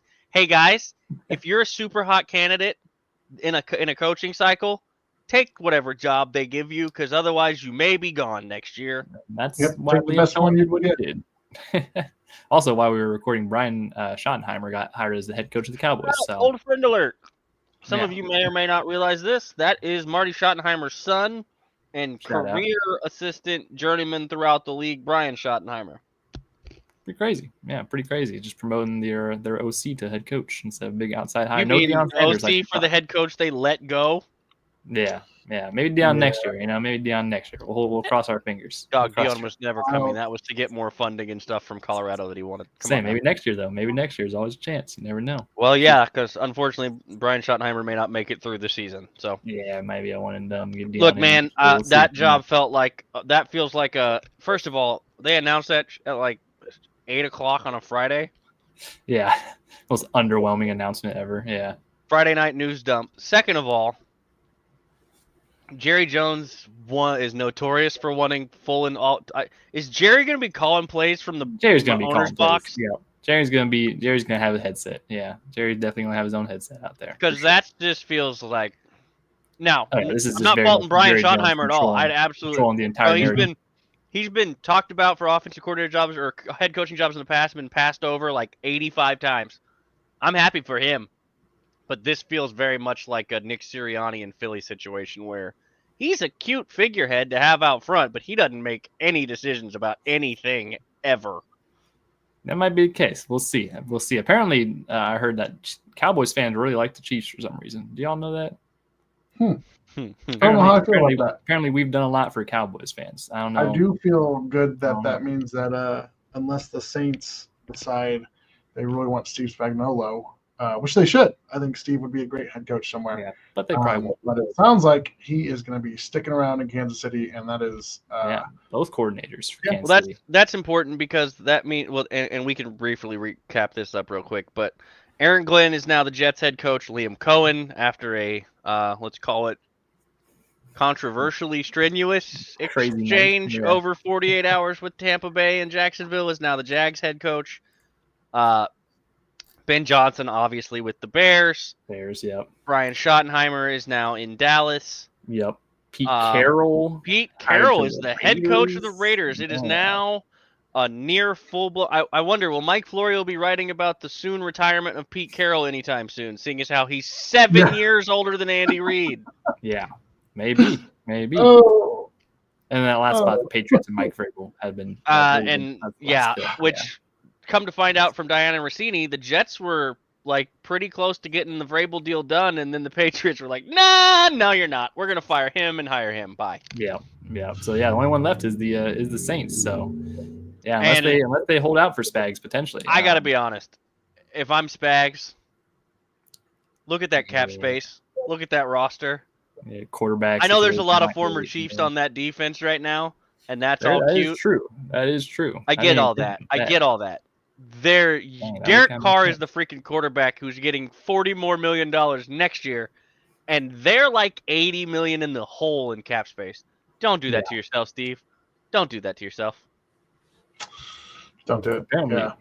I would be and that honestly, if Joe Brady can go in and turn Derek Carr into a functionable quarterback and make that Saints offense function, great for him.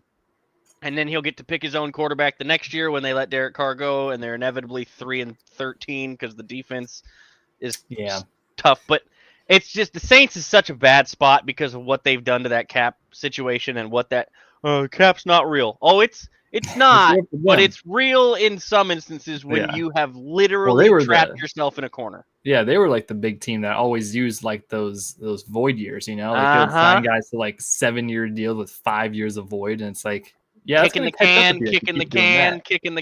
Eventually, the piper has to get pied or paid in this instance. Yeah, that's good. Yeah, I like that. So Joe Brady, hey, have at it. First though, got to get past the Chiefs, which you won't. So. Well, actually, if they don't get past the Chiefs, then the Saints would be free to That's true, actually. Yeah, it would.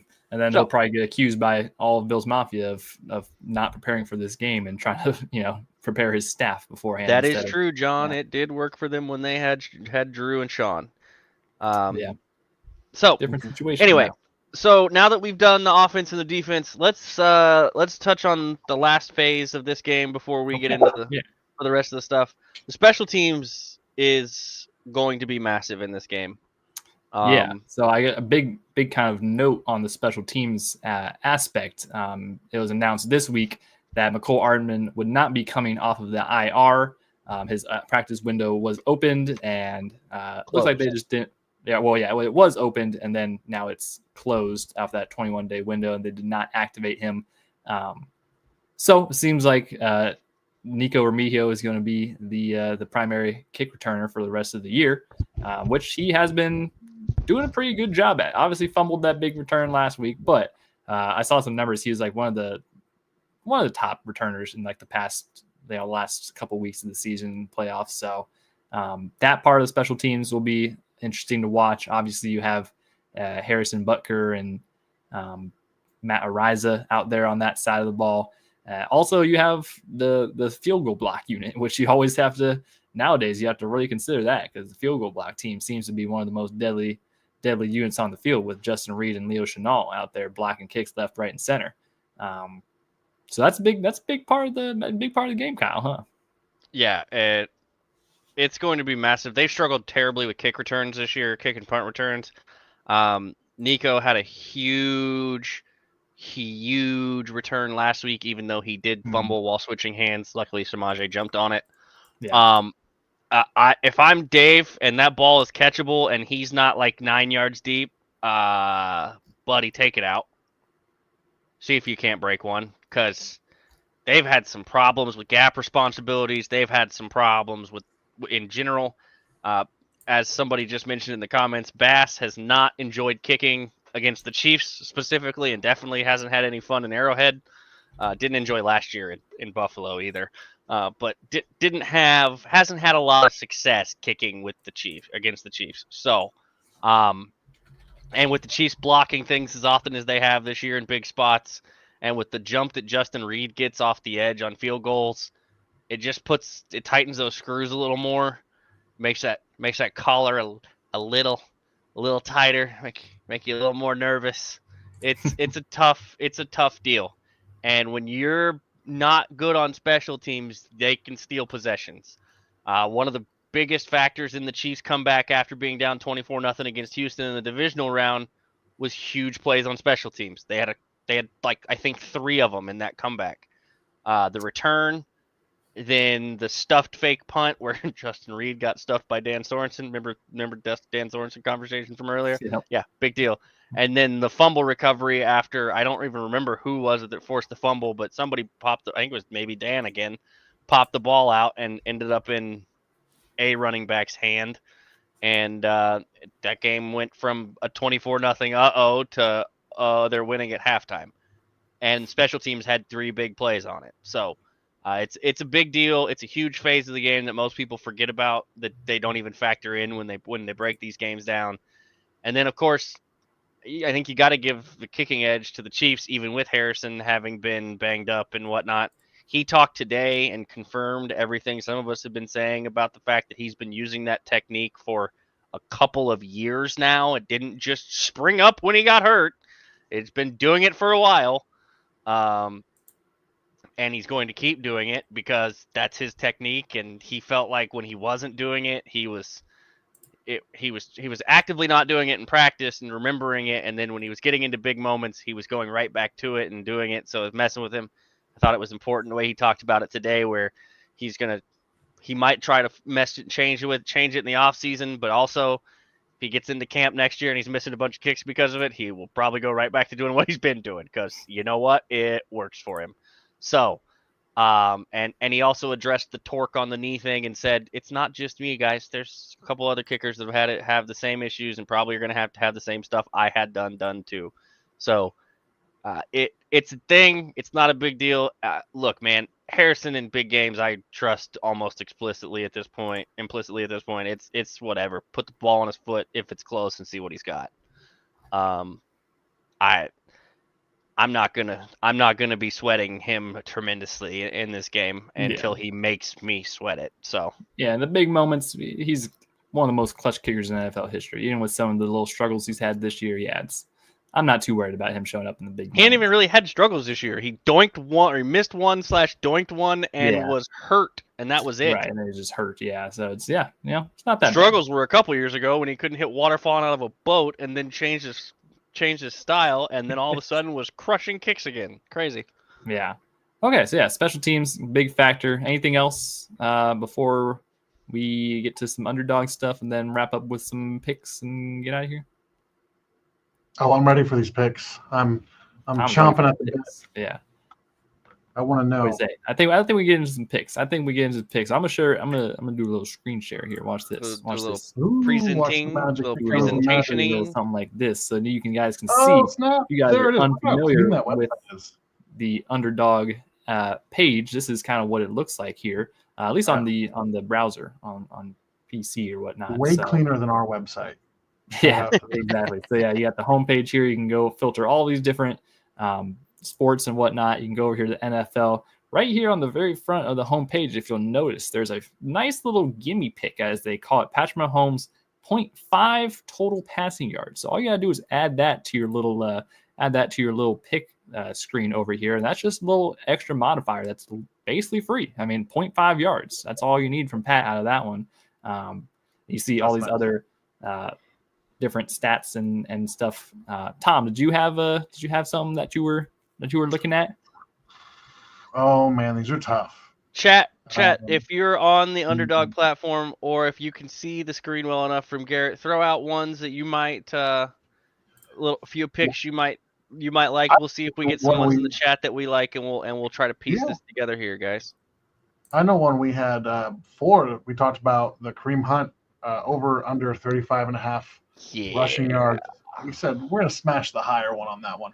Yeah, for sure. See Kareem Hunt down here. You got higher on that. Yeah. Man, this is tough because then it's what receivers do we bank on Travis having another big game? So I'll give you another one that I like. Xavier Worthy's rushing line is 3.5 yards.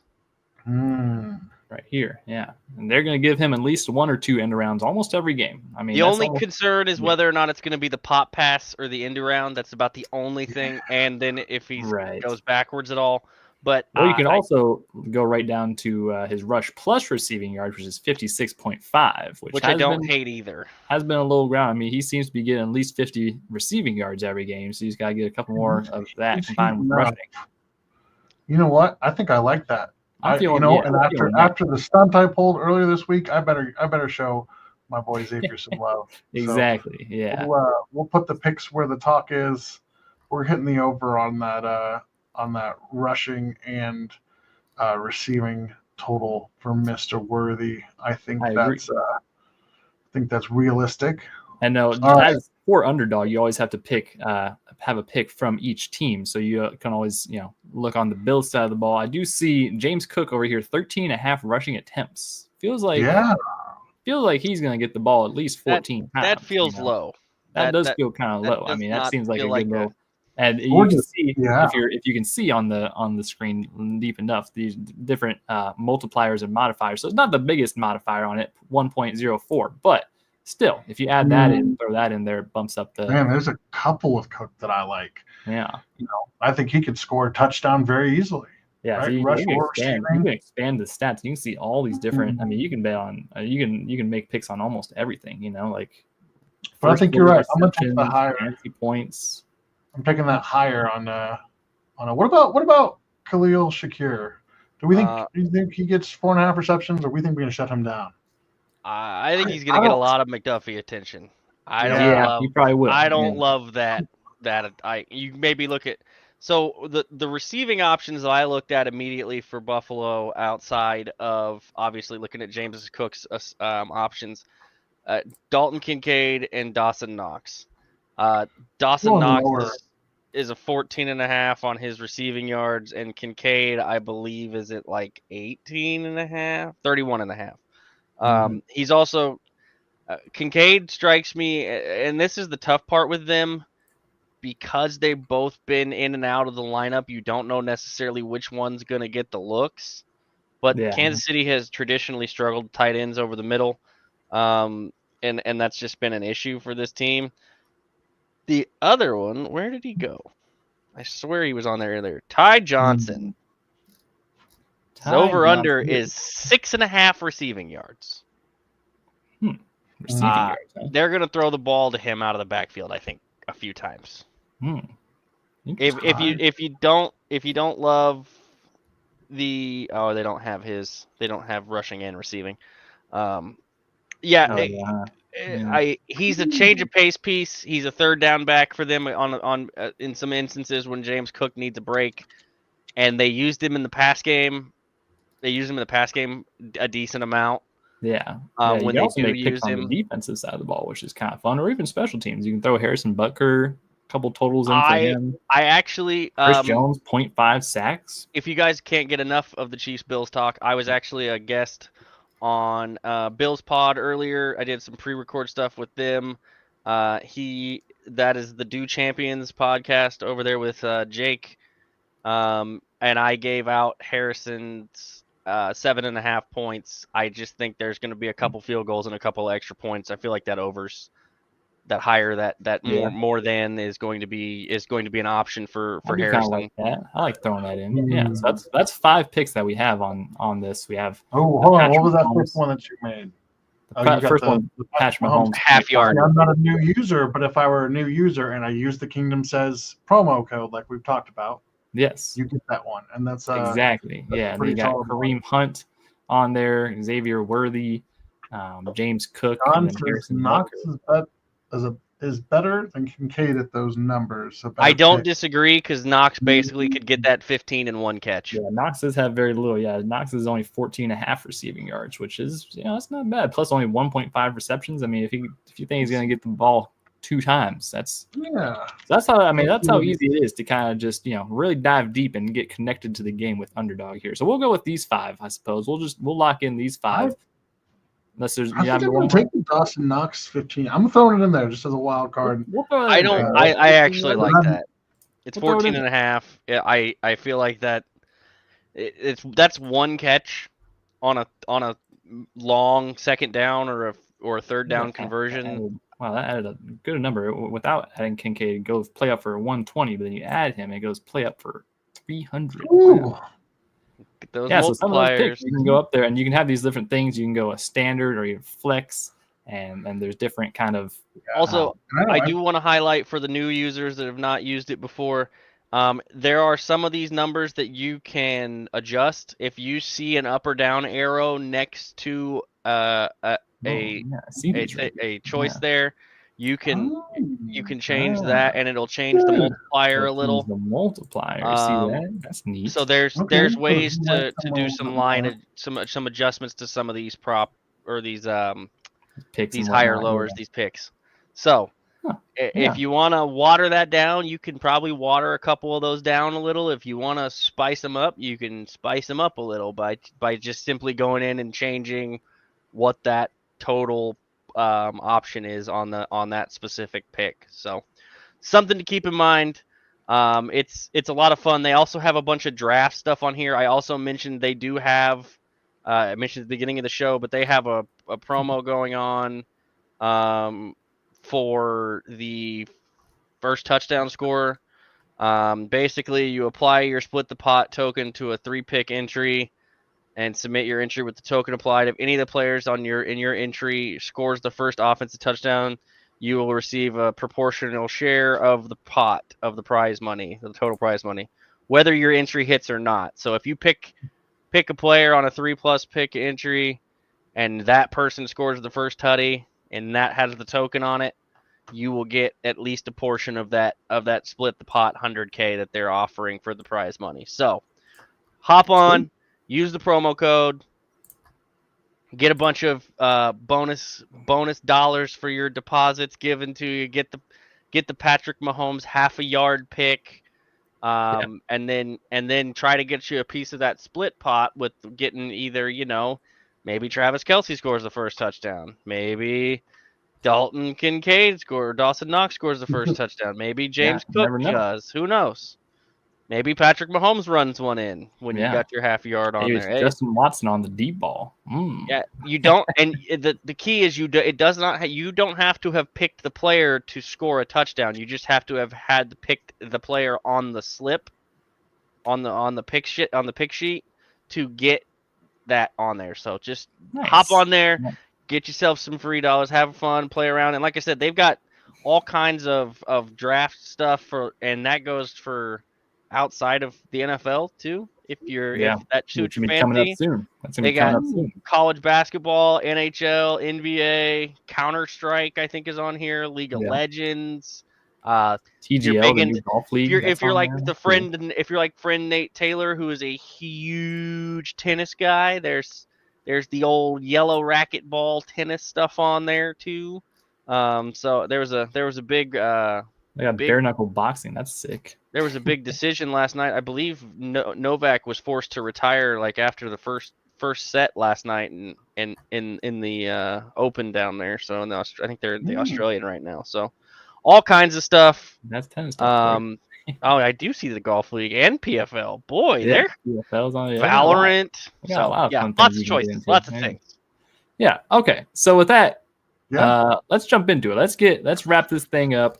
Appreciate everyone for joining us tonight. As always, we've got a lot of people in the chat and viewing us tonight, which is great. Appreciate all the love and support and all that good stuff. Also, John asked a very important question. Over under. I already talked about it. Don't even give him the chance. I already talked about it. It's true. And got a question.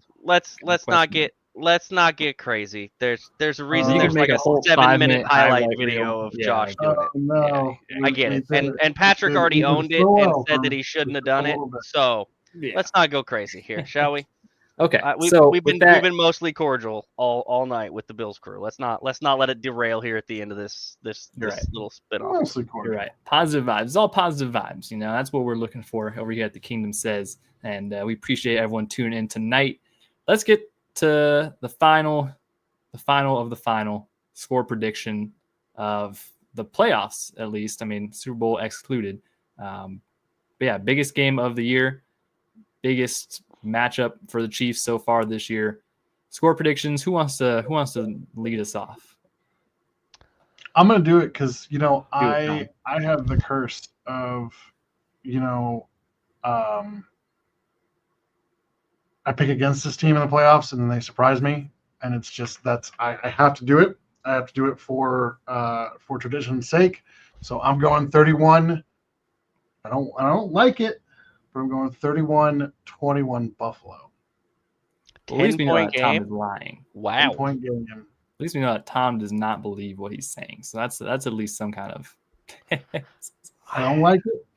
I don't like it, but maybe I do think the first team to get 30 wins, but I don't know that it's a 10-point game at any point. I said this on the show that I did earlier, which again I need to be better about telling you guys where to find that here in a minute. If you would like for more of that Chiefs content, but Bills content, but more luscious Kyle locks in your life. I think it's a close game. I think it's a 1-score game for most of the night. If it does end up in 2 scores, it's off of something silly or weird at the end. I don't think there's going to be that gap. I have some questions about the Bills defense without Taylor Rapp, with some of the stuff that Kansas City does well with the offense that the Bills are going to be seeing for the first time. Because, like I said, this is a very, very different offense than what they saw in Week 11. Mahomes is playing at a totally different level than where he was. So there's a lot to this. I've got Kansas City in a tight game, and I think it's 30-28 or 31-28, right in that window. And I've talked about it a lot. Coach and quarterback in the playoffs matter the most. The quarterbacks are pretty even. Andy Reid and Sean McDermott is not close. We've seen Sean McDermott make some wildly ungood decisions in games of this magnitude before, and in situations. If this game is played in the margins and in the small crevices, and it's about who makes the least amount of mistakes. There's a team that's done it all year, and there's a team that hasn't had to do it a bunch. Give me the team that's done it all year with the better head coach and an even quarterback playing field at this point for where they're kind of both playing as far as ball-wise right now. Yes, sir. Chiefs in the tight one. Yeah. I'm gonna be with Kyle on this one. Honestly, guys, I have a lot of confidence going into this game. I'll be very real. I've kept my cool throughout this entire podcast and whatnot, but I have a very supreme amount of confidence in the Chiefs figuring it out.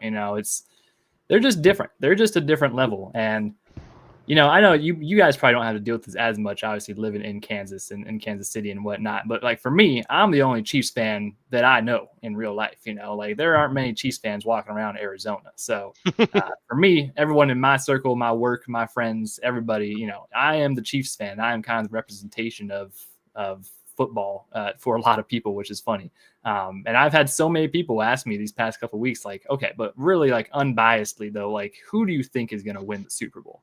And every time it's just so hard to not tell you, like, it's going to be the Kansas City Chiefs. Like when the playoffs come out, they are just a different animal. They've been here so often, crazy amount, like way too often, you might say. Like they've played more playoff games than probably anybody else in their lifetime. Like it's crazy how experienced and how calm and cool they are during these situations. You have the best quarterback in NFL history. You have a Mount Rushmore of coach in Andy Reid. You have the greatest tight end in NFL history. You have a Hall of Fame defensive tackle and a Hall of Fame defensive coordinator and just one of the best defensive units in the league. You have offensive playmakers all over the building. It's just, you just look at it and it's like, how can anyone pick against the Chiefs? Like we've seen it year and year, every year people pick against the Chiefs. And for the past 2 years, they have been wrong. Anyone who has picked the Chiefs to lose a playoff game the past 2 years, they have been wrong. It's just different. This is the Chiefs regular season, if you will. Like the regular season is just the preseason for what the Chiefs do. When it comes to the playoffs, they do things that other teams just can't do. They win situations. They know how to win situations. They know how to eliminate mistakes. They know how to eliminate penalties.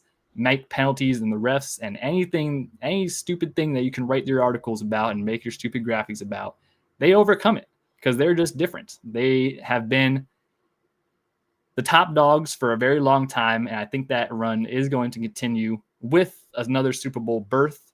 Give me the Kansas City Chiefs 31-24 over the Buffalo Bills in Arrowhead, prime time, crowd going, cold weather.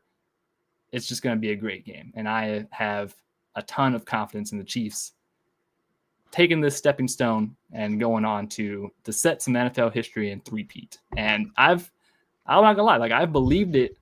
I believe that the Chiefs are going to three-peat the moment they won last year. You know, like the second that they got up onto that stage with the trophy and said, "We're going to do it again. We're going to three-peat and come back right again next year." I did not have a single doubt in my mind, which is crazy to think of as a Kansas City Chiefs fan in the world that we're living in. But that's how it is, and we got to accept it.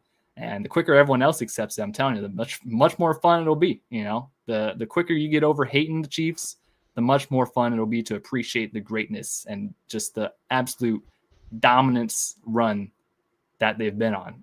And yeah, it's also going to be crazy because looking back on this game, this is going to be like a historic game in NFL history. You know, people are going to look back on this game 20, 30 years in the future and be like, wow, that was the two juggernauts of their time going up against it, and the Chiefs coming out on top once again and continuing their dynasty. So give me the Chiefs 31-24. So I was invited on to Do Champions podcast over by Jake over there at Do Champions. The Buffalo Blueprint, I believe, is the other portion of the name of that portion of the Do Champions show. So hop on over to their Twitter or their YouTube. I believe they're still live currently.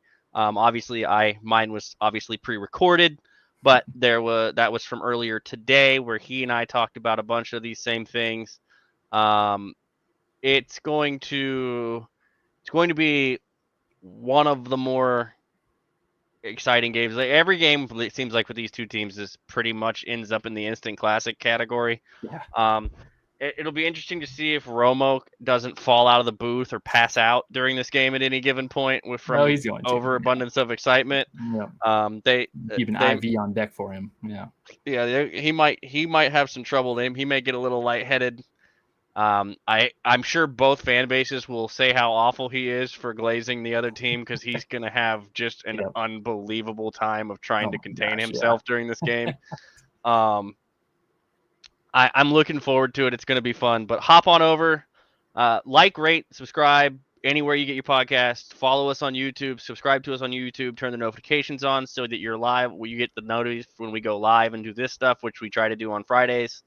We'll have some more giveaways. I sent out the last two giveaway winners stuff today, so you guys will see those in your mailboxes shortly. I believe the nice FedEx lady said they would be there by Tuesday to both of you who won those.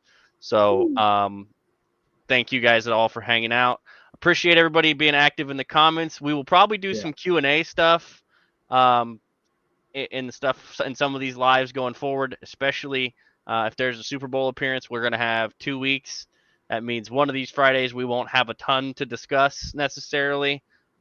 So probably have some of that for you. Make sure you're around and hanging out. And again, we appreciate everybody for hanging out. All social media platforms, all podcast platforms, Kingdom Says Pod. Garrett, what else you got? That about does it. Tom, any closing thoughts before we get out of here? I know what I picked. I know my prediction. I'm taking one for the team, guys. Go Chiefs. Yep. I'm happy to be wrong. Yep. Taking one for the team here. We appreciate that. Yeah. Go Chiefs. Yeah, that'll do it. Kansas City, Chiefs fans, Chiefs Kingdom everywhere. Enjoy it. Enjoy the game. Get some nice food. Get a good dinner spread going for the game. Maybe get some wings cooking, a couple meats smoked. Maybe y'all Buffalo fans that are attending, y'all better get there early because that parking lot is going to be a circus.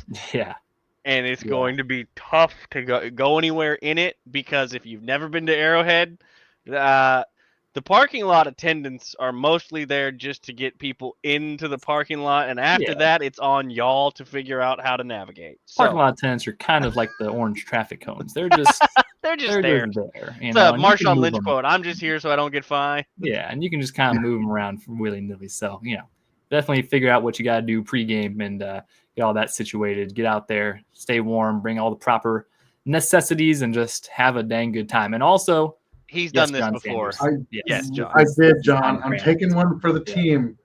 I have to. If you're This new started here, Tom in the has playoffs last year. Tom has done this. He did it once because he actually thought it kinda, and then it went exactly how you thought it went, and now he's basically had to stick with it every time because we gave him so much crap about it. So Yep.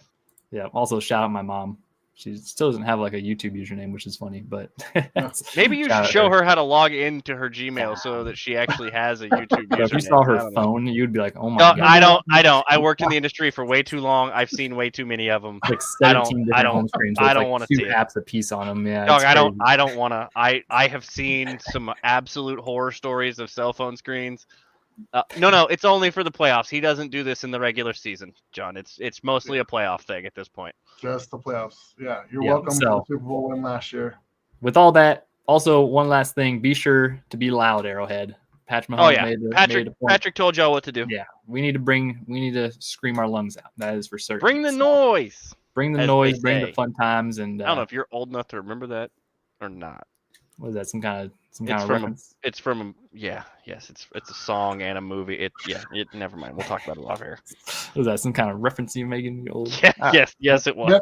Yep, that was some type of. All right, that'll do it. I mean, if you got that reference, I didn't. So shout out. I know, that's why I said it as soon as I realized it. I was like, I don't know. With that, at Kingdom Says Pod on everything. Check us out on YouTube, Spotify, Apple Music, all that good stuff, and we will see you guys on the next episode of the Kingdom Says.